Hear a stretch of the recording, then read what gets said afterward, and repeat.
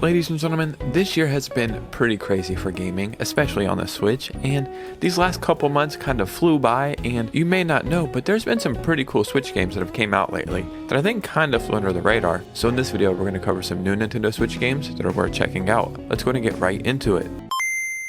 So we know all the big releases that came out recently, like Mario RPG, Sonic Superstars, Hogwarts Legacy, all of these big games on the Switch, but there's also some other games that came out that kind of truly flew under the radar. Before we get started, if you could, please hit a like and subscribe, and follow me on Instagram so we can keep the community growing. But let's go ahead and get right into this video. So after years of waiting and speculation and wondering when the hell is this game going to show up, Outer Wilds is finally on the Nintendo Switch. And you can even get this extra edition called Archaeologist Edition that I think is like a whole nother game through DLC, but truly one of the most impressive and just fantastic games pretty much of all time, in my opinion, finally made an appearance on the Switch, and I think it is going to find its perfect home. This game is very special because it's this loop that you play over and over, and I think it's a day at a time. So you go out and explore for an entire day, and then the day starts over. So every day you go out and you explore a little bit more, and you learn a little bit more of the story, and you figure out some more stuff. And maybe this day you go over here, and then this day you go over here, and then you put two and two together and be like, whoa, both of these things are connected somehow. So the next day I'll go do that. And you ask yourself, what lurks in the heart of the ominous dark bramble? Who built the alien runes on the moon? Can this endless time loop be stopped? Answers await you in the most dangerous reaches of space, and now you can finally play Outer Wilds on the Switch, so you should probably do that. The next game we're talking about today is Dragon Quest Monsters: The Dark Prince. So if you asked me maybe the beginning of 2022 if I was a Dragon Quest fan, I would say it looks cool, kind of like Dragon Ball Z, but I could take it or leave it. But then I played Dragon Quest XI, and I fell in love with it. And then I played Dragon Quest Builders 2, and I fell in love with that. And now, any Dragon Quest thing that's out there, I'm all for it. Dragon Quest Monsters: The Dark Prince is a very cool game, and the way that I would kind of explain it is like Dragon Quest mixed with Pokemon. I think there's a really cool story here, a really fun adventure, and I will take any and every Dragon Quest game we can get. I'm looking forward to Dragon Quest 12, but for the time being, we're getting a bunch of little random like offset Dragon Quest games, and I think that's cool, just how much Dragon Quest content there is and how much they support this franchise. So in my opinion, this is a huge win and a step in the right direction. So this next game we're talking about is called a Highland Song.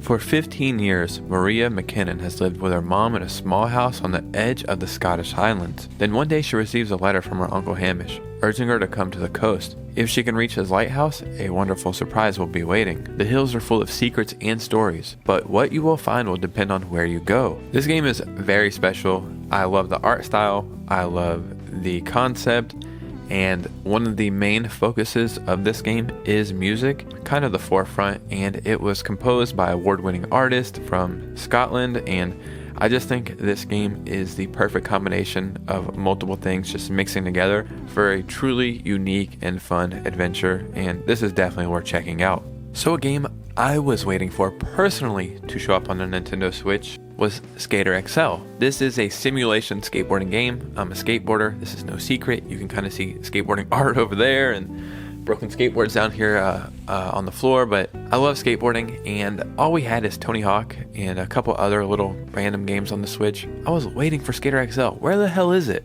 Well, it's finally here, and surprisingly, it runs absolutely just fine. I will admit this is a very niche game in a niche category of gaming. If you're not into skateboarding games or into action sports games or into skateboarding in general, this might not be for you, but for fans of all that stuff, this is a welcome treat. Like I said, this is a simulation game, very, very difficult to learn. I play this on my PS5 all the time, the PS4 version, but I play it on my PS5. I love this game, and it's the exact same version on the Switch. Very surprisingly, runs just as well. Sure, the graphics could be a tiny bit better, but you're not in this game for the graphics, you're in it for the simulation of skateboarding. So if you're a fan of any of those things or want a challenge, this is a very awesome game. I would highly recommend this. The next game we're talking about today is called Born of Bread. So right now you can see that Paper Mario is probably at its highest popularity ever. We have Paper Mario Origami King and a remake of Thousand Year Door, and the art style is just so cool and timeless. Born of Bread is kind of like the upper echelons of that, just a little bit wackier. Beings from another age are causing havoc across the land, and with their mischief comes a great threat to everyone. the unlikeliest hero, a golem born of bread, will find himself and his newfound buddies in the middle of a drama that's thousands of years in the making. Together, they will meet incredible locals and meet fascinating characters. Although he may not look like much, Loaf might be the hero this land needs. Get it? Needing bread? K-N-E-A-D? Not N-E-E-D? You dumbass, are you following along here? I went off on a tangent there. Let's continue. This is a very cool RPG, and I love the art style, and I like games like this. And the art style holds up so well, it translates so well, the colors are great, and it's a little wacky, but it knows that it's wacky, and it plays into that, and I think that adds to the adventure here. I think you'll really enjoy this game if you enjoy RPGs or Paper Mario. It's just a fun game.